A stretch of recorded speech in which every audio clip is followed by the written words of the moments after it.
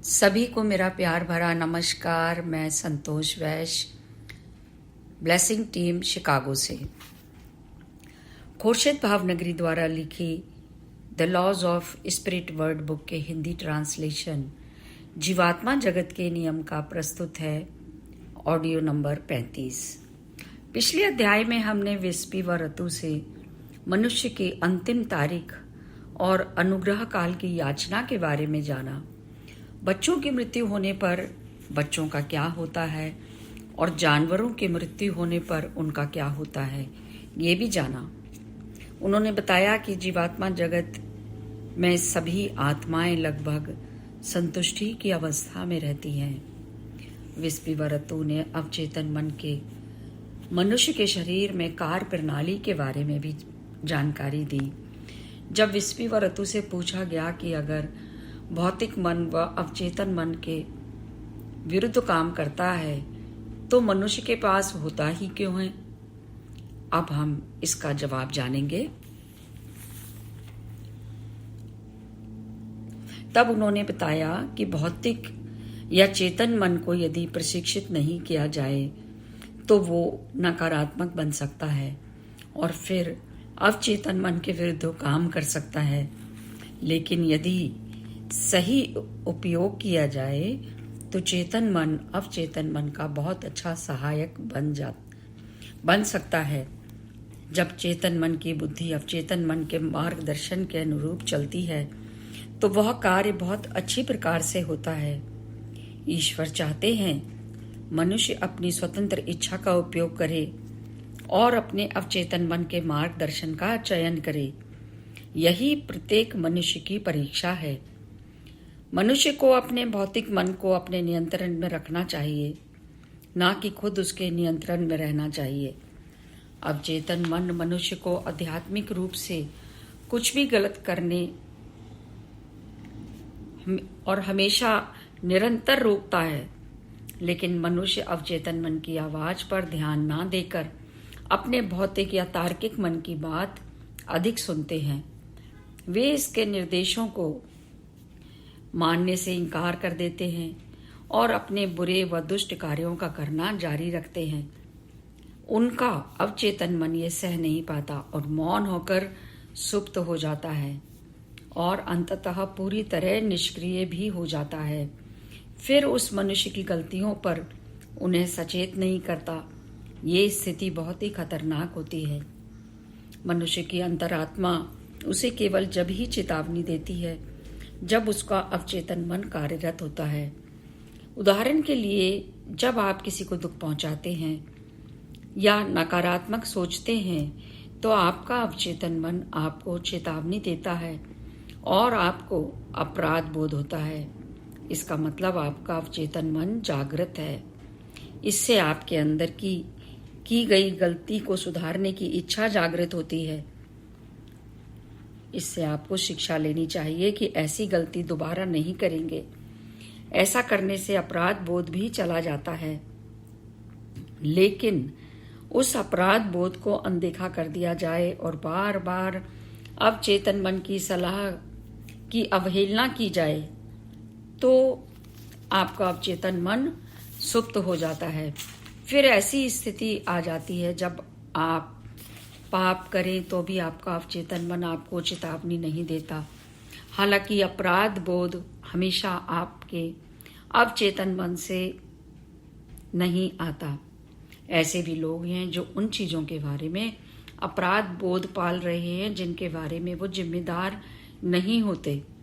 विस्पी व ऋतु से पूछा गया, क्या अवचेतन मन का विकास मनुष्य की उम्र के साथ होता है? तब उन्होंने कहा कि ऐसा जरूरी नहीं होता।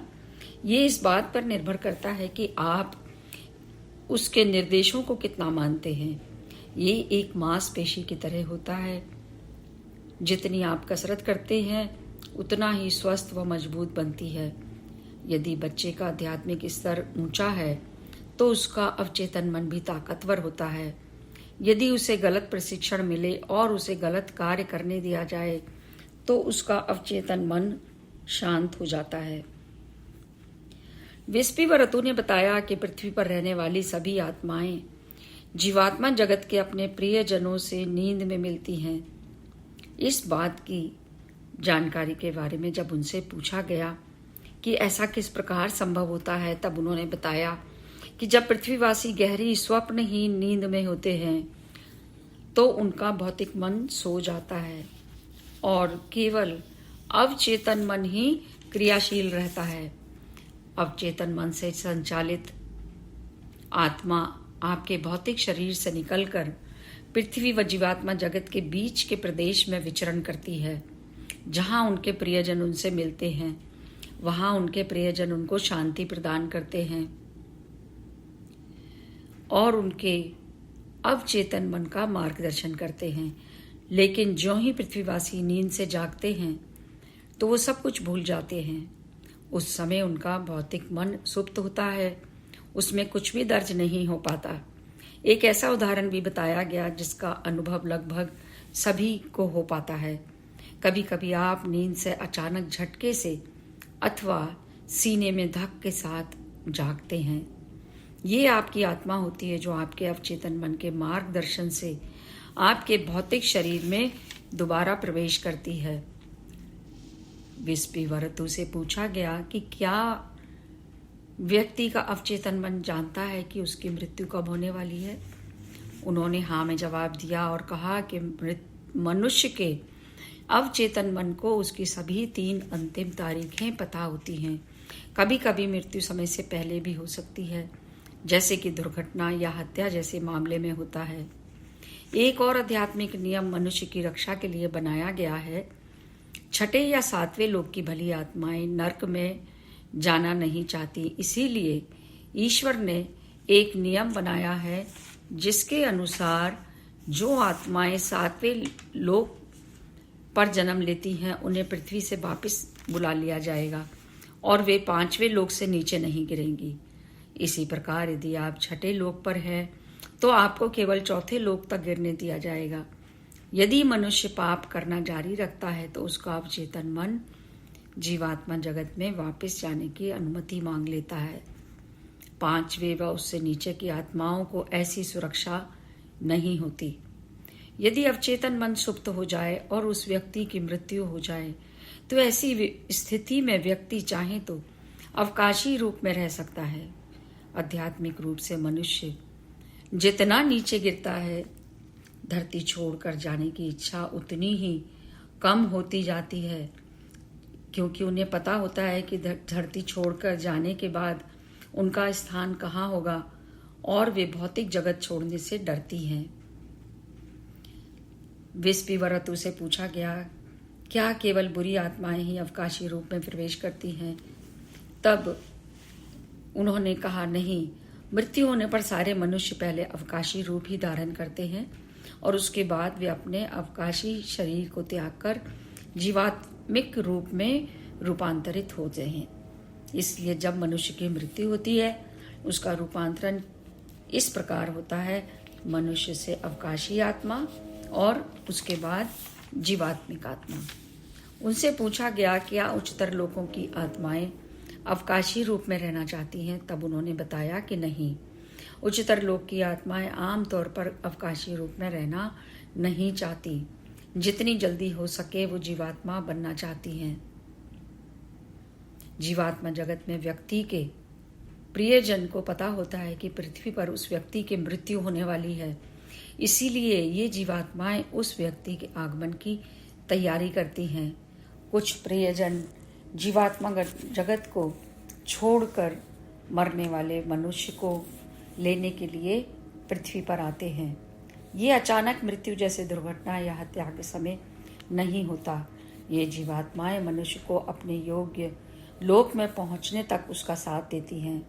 आत्मा स्वाभाविक रूप से उसी लोक में जाती है जो उसके योग्य होता है।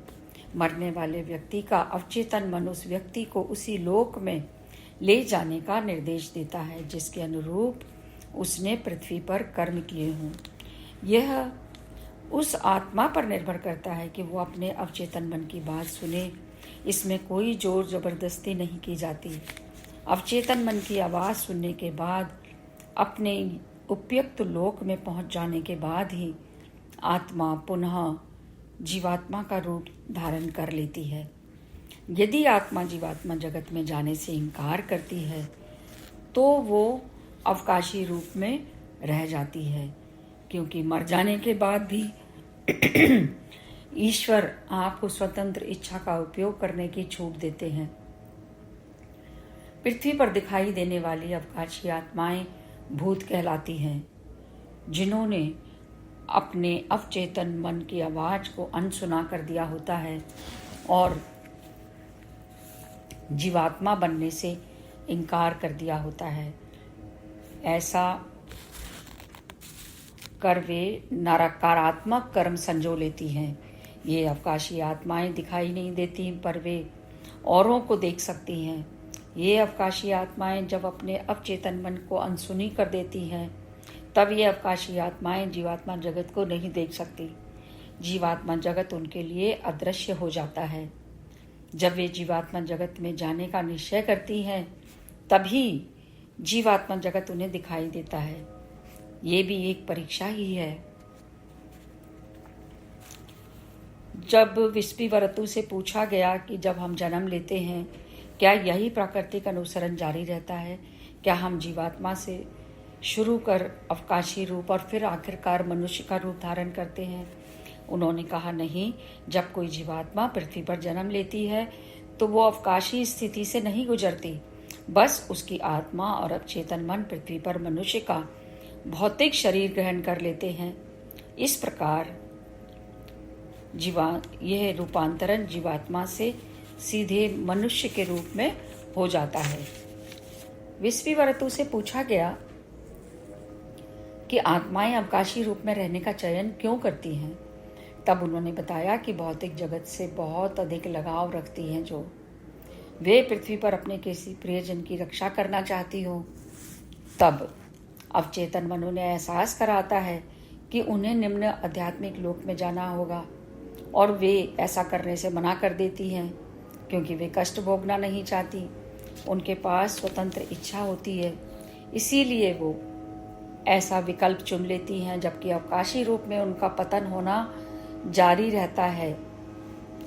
अपने अवचेतन मन की सलाह अनसुनी करने व आध्यात्मिक नियम को तोड़ने के कारण उनके नकारात्मक कर्म संचित होने लगते हैं। अवकाशी और अवकाशी से जीवात्मा तक की प्राकृतिक प्रक्रिया का अनुसरण नहीं कर पाती। यदि वे नकारात्मक आत्माएं हैं तो पृथ्वी पर अवकाशी रूप में लोगों को कष्ट देना चाहेंगी। एक बार फिर अवकाशी आत्मा का आध्यात्मिक रूप से पतन होगा और नकारात्मक कर्म संचित होंगे। कुछ नशा जैसे शराब, ड्रग्स उनकी अनुभूतियों को पृथ्वी पर बार बार महसूस करने के लिए ऐसे व्यसनों के आदि लोगों के साथ अपने को जोड़ देती हैं। यही मैं अपनी वाणी को विराम देती हूँ। आप सभी का बहुत बहुत धन्यवाद। आगे का अगले ऑडियो में जानेंगे। Thank you.